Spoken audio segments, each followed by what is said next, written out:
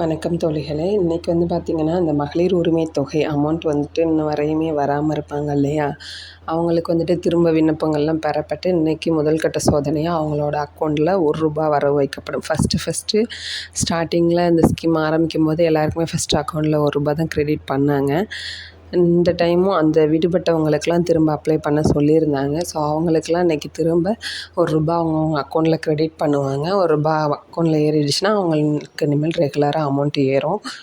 அந்த தகவலை தெரியப்படுத்தணும் அப்படிங்கிறதுக்காக தான் இதில் திரும்ப இந்த இந்த ஸ்கீமில் இன்னும் இந்த அப்ளை பண்ணியும் இன்னும் பணம் கிடைக்காம இருக்காங்க இல்லையா? அவங்களுக்கு திரும்பவும் வாய்ப்பு வழங்கப்படும் அப்படின்னு சொல்கிறாங்க. அதுக்கு திரும்பவும் ஸ்பெஷல் கேம்ப்பு மாதிரி போட்டு அரேஞ்ச் பண்ணி ரேஷன் கடை மூலியமாகவோ இல்லை ஏற்கனவே நம்ம பார்த்தோம் இல்லையா, அந்த ஐடிகே வாலண்டியர்ஸ் தான் அந்த ஒர்க்கை பார்த்தோம், ஆன்லைனில் டேட்டா என்ட்ரி பண்ணுறது.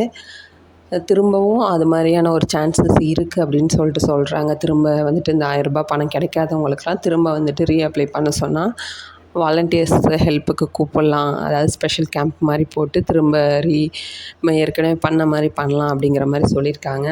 அந்த தகவல் எவ்வளோ உண்மை அப்படிங்கிறது தெரியல. ஆனால் அது மாதிரி ஒரு சான்சஸ் இருந்ததுன்னா வாலண்டியர்ஸை வச்சு தான் அந்த ஒர்க்கை கம்ப்ளீட் பண்ணுற மாதிரி இருக்கும் அப்படின்னு சொல்லியிருக்காங்க. ஸோ ஸ்பெஷல் கேம்ப் இருந்ததுன்னா வாலண்டியர்ஸ் நம்மளை தான் இன்வைட் பண்ணுவாங்க. அதை பார்த்துக்கோங்க. அடுத்து பார்த்திங்கன்னா, இந்த தமிழ் புதல்வன் திட்டம்னு ஆல்ரெடி இந்த புதுமை பெண் திட்டம் அப்படின்னு பசங்க கவர்மெண்ட் ஸ்கூலில் படித்து தமிழ் வழி கல்வி மூலிமா படிச்சிருந்தா இளங்கலை பட்டம் முடிக்கிற வரையும் ரூ. 1000 உதவித்தொகை கிடச்சிக்கிட்டு இருந்தது இல்லையா? அது பொண்ணுங்களாக இருந்தாலும் பசங்களாக இருந்தாலும் இளங்கலை பட்டம் படிக்கும்போது நம்ம தமிழ் வழி கல்வி மூலியமாக கவர்மெண்ட் ஸ்கூலில் படிச்சிருந்தா, கவர்மெண்ட் அண்ட் எய்டட் ஸ்கூலில் படிச்சிருந்தாலும் அந்த ரூ. 1000 உதவித்தொகை கொடுத்துக்கிட்டு இருந்திருந்தாங்க. இப்போ இந்த மகளிர் உரிமை தொகை ரூ. 1000 கொடுக்கறதுனால அது ஸ்டாப் ஆகிடுமா அப்படின்னு நிறைய பேருக்கு சந்தேகம். அது கட்டாயம் நிறுத்தப்படாது.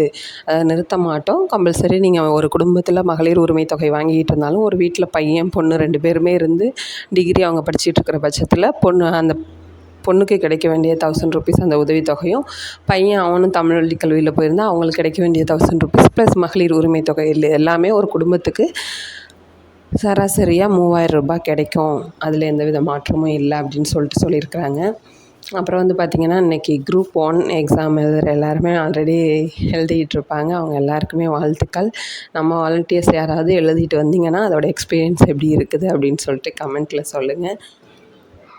மற்றவங்களுக்கும் எக்ஸாம் எப்படி இருந்தது அப்படின்னு தெரிஞ்சுக்க யூஸ்ஃபுல்லாக இருக்கும். அப்புறம் இந்த ட்ரைனிங் பழங்குடியின மக்களுக்கு இந்த விழிப்புணர்வு கொடுக்குற மூலியமாக ட்ரைனிங் வைக்கணும்.